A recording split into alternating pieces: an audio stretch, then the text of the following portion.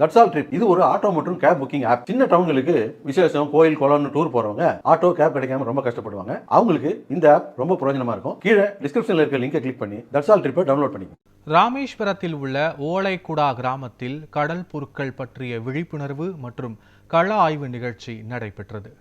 சத்யபாமா அறிவியல் மற்றும் தொழில்நுட்ப நிறுவனத்தின் கீழ் இயங்கும் கடல்சார் ஆராய்ச்சி மையம் சார்பில் இந்த கள ஆய்வு நடைபெற்றது. கடல் புற்களின் சுற்றுச்சூழல் முக்கியத்துவம், கடல் உயிரியல் பல்வகைமையை பாதுகாக்கும் பங்கு, கடற்கரை பாதுகாப்பு மற்றும் காலநிலை மாற்றத்தை கட்டுப்படுத்தும் திறன் குறித்து விழிப்புணர்வு ஏற்படுத்தப்பட்டது. இதில் பல்வேறு பல்கலைக்கழகத்தின் மற்றும் மீனவர்கள் ஆர்வத்துடன் பங்கேற்றனர். சத்யபாமா பல்கலைக்கழகம் மூலமாக இந்த வேர்ல்டு சீ கிராஸ் டே செலிப்ரேஷன் இங்கே ராமேஸ்வரத்தில் நாங்கள் இன்னைக்கு மார்ச் 3ஆம் தேதி பண்ணுறோம். மார்ச் 1ஆம் தேதி இந்த வேர்ல்டு சீ கிராஸ் டே செலிப்ரேஷனு. அதோட இது இங்கே ராமேஸ்வரத்தில் ஓலைகுடா வில்லேஜில் பண்ணுறோம். இது எடுத்து பண்ணுறது ஜெயபிரகாஷுங்கிற convener from centre for ocean research.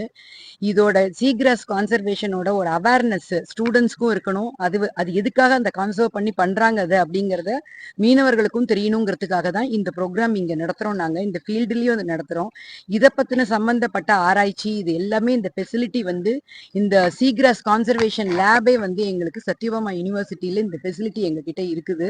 எங்களோட கடல் ஆராய்ச்சி மையம் சத்யபாமா பல்கலைக்கழகத்துல ஒரு முக்கியமானது. ஏன் அப்படின்னா சத்யபாமா பல்கலைக்கழகத்தோட வேந்தர் அவங்க மரியஜினா ஜான்சன் மேடம் பாத்தீங்கன்னா ஒரு 100 கோடி செலவுல தேசிய லெவல்ல ஒரு கடல் ஆராய்ச்சிக்கான ஒரு லேபை அங்க செட் பண்ணியிருக்காங்க.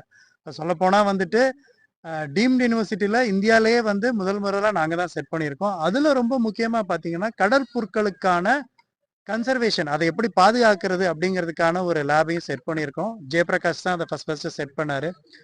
இது எதுக்காக அப்படின்னா கடற்புற்கள் அழிஞ்சிட்டு இருக்கு, அதை அழியாம பாதுகாக்கிறதுக்கு அவர் அந்த டிஷ்யூ கல்ச்சர்னு சொல்லுவாங்கல்ல, லேப் பேஸ்டு கல்ச்சர், அது மூலமா பண்ணி நம்ம அதை எப்படி கொண்டு வரலாம் அப்படிங்கிறதுக்காக அவர் பண்ணிட்டு இருக்காரு.